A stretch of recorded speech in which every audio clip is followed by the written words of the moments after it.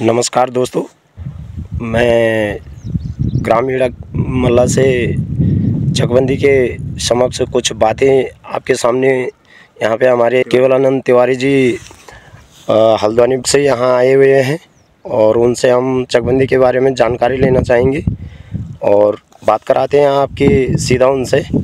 तो सर, आप बता सकते हैं हमारे किसान युवा भाई लोगों को कि चकबंदी के बारे में किस किस तरह की योजनाएं जो है गवर्नमेंट हमारे सामने रख रही है और हमें किन किन चीज़ों पे सुधार करने की ज़रूरत है। तो सर, आप बहुत बहुत धन्यवाद आपको।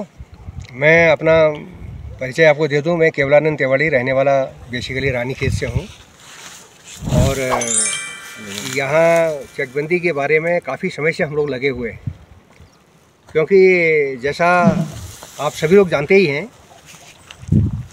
हमारे पास चकबंदी ना होने के कारण खेत दूर दूर बिखरे रह गए और उनमें खेती पाती करना है, पशुपालन करना है, कोई छोटे मोटे और उद्योग धंधे करने हैं, तो उसके लिए जो व्यवस्थित तरीके से जैसा होना चाहिए वो दूर दूर बिखरे खेतों में हम उसको संभाल नहीं पा रहे हैं। तो उसमें बंदर, गुणी, सुंगर, ऊपर से बाघ दिन दोपहर आ रहा है।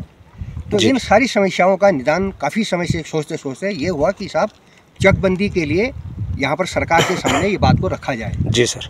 तो काफ़ी समय से जब ये बात को रखा गया तो इसके लिए चकबंदी का एक्ट बना। जी। चकबंदी का एक्ट बनने के बाद में वो 2016 में, उसके बाद उसको लागू करने की बात आई, तो फिर उसमें नियमावली बनाने की बात आई उसकी। और नियमावली में भी आज कहते कहते हम जब काफ़ी इसमें जोर शोर से लगे हुए थे, काफ़ी अच्छी टीम थी हमारी, गढ़वाल साइड से भी काफ़ी लोग थे। हमारा एक गरीब क्रांति अभियान करके एक ऑर्गेनाइजेशन है, वो भी इसमें बहुत पहले से लगे हुए हैं।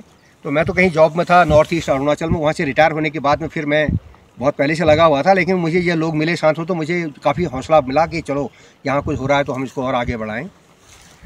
तो नियमावली की भी जब बात हमने कही और एक्ट तो पास हो चुका था, तो इन्होंने हमारी ज़मीनें हमको देने के बजाय तुरंत रात में कहाँ से क्या एक आइडिया बना करके वो पूंजीपतियों को आपका 12.5 एकड़ प्लस, यानी 12.5 एकड़ प्लस माने होता है 250 नाली से भी अनलिमिटेड लैंड पूंजीपतियों को देने के इन्होंने नियम पास कर दिए। एक नया भू कानून यहाँ खड़ा कर दिया 2018 में। अरे हमने कहा कमाल है, हमारे 2-2 4-4 नाली की ज़मीनें रह गई हैं पूर्वजों के टाइम से। खेत जो है टुकड़े टुकड़े में और वो भी परिवार बढ़ते चले गए, नए खेत तो खोदने नहीं दिए, क्योंकि 60% की बात से जो भूमि बंदोबस्त नए खेत खोदने के लिए होता था वो भी आपने बंद करा दिया। चकबंदी यहाँ एक्ट होते हुए भी आप नहीं होने दे रहे हो, और उसके बावजूद जो थोड़ी बहुत ज़मीन हमारी दाएं बाएं घरों गाँवों के आजू बाजू में हमारे फैलने के लिए थी, वो भी आपने जो है भू कानून के तहत पूंजीपतियों को देने का प्लान कर लिया। तो हमने कहा ऐसे नहीं होगा, अब तो हम कोर्ट में जाएंगे।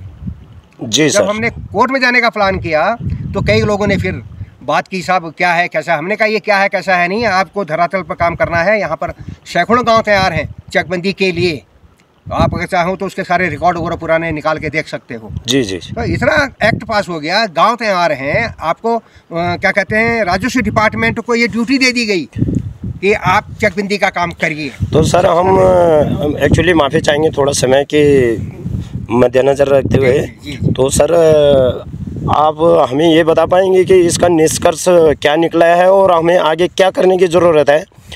डायरेक्ट हम इनडायरेक्टली नहीं, पॉजिटिवली उस चीज़ पे जाएं कि हम कर क्या सकते हैं और हमें बहुत बढ़िया हमारे पास क्या संभावनाएं हैं अब। तो आप इस क्षेत्र में 2 बातें बता दीजिए प्लीज़। तो इसी बात को आगे बढ़ाते हुए जब इतना हुआ, कोर्ट में गए, तो कोर्ट में जाने के साथ साथ इन्होंने जो नियमावली थी, वो जो सरकारी स्टाफ था राजस्व डिपार्टमेंट, उसी को बोल दिया चकबंदी ये करेंगे।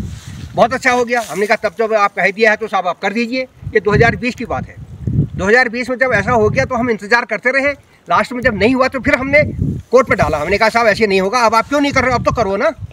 तो अब जब करेगा कहा गया, उसके बावजूद भी अब देख रहे हैं कि करना तो छोड़ करके कि लोगों के जो हिस्सेदारी वाली जो बात आ रही है, सह हिस्सेदारों से, सह खातेदारों से, वो खेतों को बिकवा दे रहे हो आप, वो भी लुक के छुपके अगले को पता भी नहीं। और अभी लोग न्यायालय में जा रहे हैं कि साहब हमारे खेत हमारी बिना हमारी जानकारी के कैसे बिकवा दिए। जी। इधर आप चेक में तो दे नहीं रहे हो हमको खेती करने के लिए, लेकिन इन खेतों को बिकवा जरूर दे रहे हो। तो ऐसे हालात में अब हमारा कहना है जैसा आपने कहा जी कि साहब हमें क्या करना चाहिए, तो हम कह रहे हैं कि भाई आपसी सहमति से आप करो।